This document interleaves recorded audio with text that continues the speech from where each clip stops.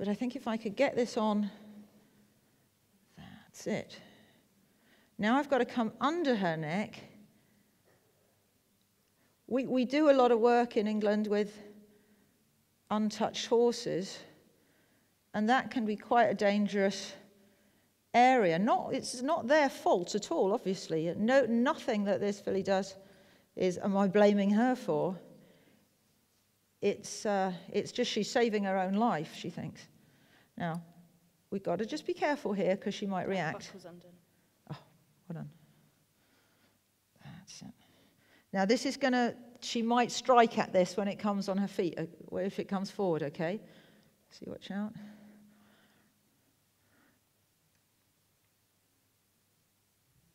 Oh, you silly old sausage. You silly old sausage. All that fuss. Do you want to go out a minute, Rosie? Yep. Just so.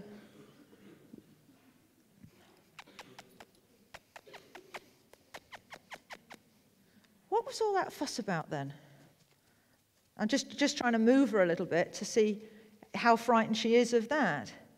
Well, what is going on? You're not the least bit frightened of that. She says, oh, yes, I am. Now we're seeing, because it's, sorry, I'll do this the other way round. You see, if you're going to do a demonstration, I just really want to share things with you. You want things for your audience, but it's quite hard because you get absorbed in the horse, but I want to be able to show you as much as possible. So this was the scary thing for her, having something hanging round there. So that's really good. Because what I felt was that if I put anything on her neck, that she just ran into me. But that's very good. You're a silly thing, saying you were going to die if I put anything over you. I don't believe it now. Okay, that's plan A. That's a good plan A. How about we'll do Ian's one now as well. We'll keep it all fair here. It makes me think now that if we just put the saddlecloth on, and sure enough, she might throw it off a few times, but I'm going to get Rosie to hold her again. I want to tell you something else as well.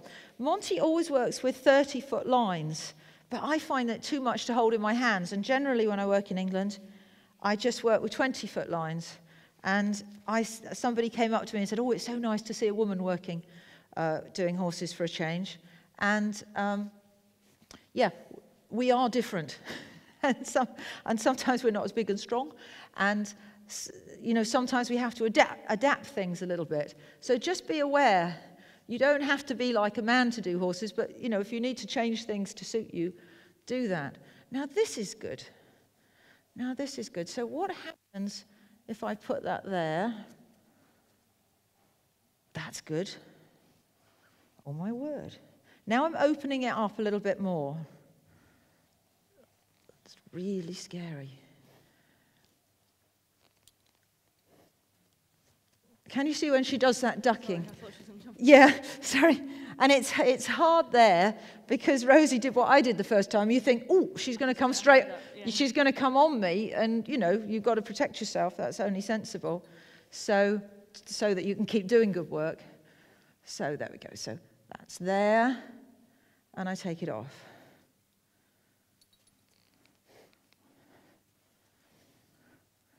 That's there. Everybody breathe.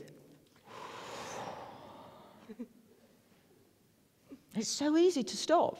I just felt, I'm teaching this stuff, and I felt myself holding my breath with her, and then thinking, oh, that's it. Okay, group breathing. Into the belly.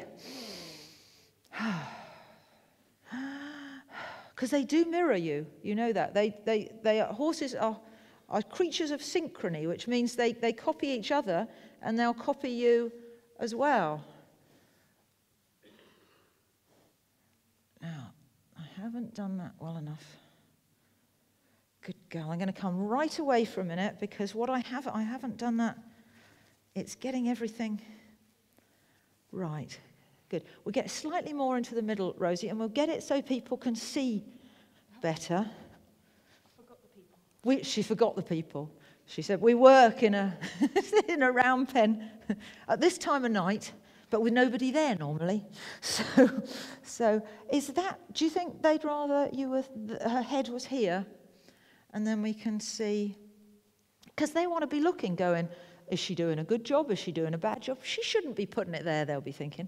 Now, one thing, if you've got a horse that doesn't want the saddle on his back, what you do is go on their neck. That's generally easier. But make sure you're never standing in front of their front feet, because they can strike out. And it's like an instinctive reaction. They can't, it's like if somebody upset you and you just, I won't do it. But you went, no, like that. They can't help it. You know, they're not doing it to hurt you or to be naughty. They're doing it because they can't help it. So I'll come in, I'll go, hello, you're a good girl. That's it, I've got that there. Now this one was Ian's idea, so if this works, we've got to give Ian credit for this. There we go. We won't give Ian a round of applause. We'll just do group breathing. We'll stand away and she might react. Shoulders. And do any of you put your, do you hold your shoulders like this when you're tense? You mustn't. You must press your shoulders down. Stay nice and relaxed. And then I'll give her a little rub here. Give her a little rub. And let's see if we can work it down. You stand into me here a little bit, Rosie, so there's the two of us. And in a way, do you know, I think she's just coming to us for comfort, not for, again, not because she wants to push us over or she's crazy, but she's frightened, so she moves in closer. Now that's good. Hey, no, Rosie, with a neck strap and a saddle cloth, you could ride her now. Let's go. And then let's do that. And then let's take it off. That's very good. And then let's put that on again. Ian, brilliant. Where is he? Somebody give Ian a lovely rub. We say that on the head. There we go. That's really good.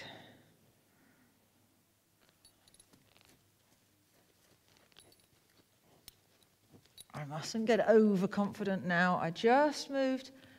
My intention always is to start off gently, but then you have to keep pushing things a little bit on. You can't be creeping around them forever.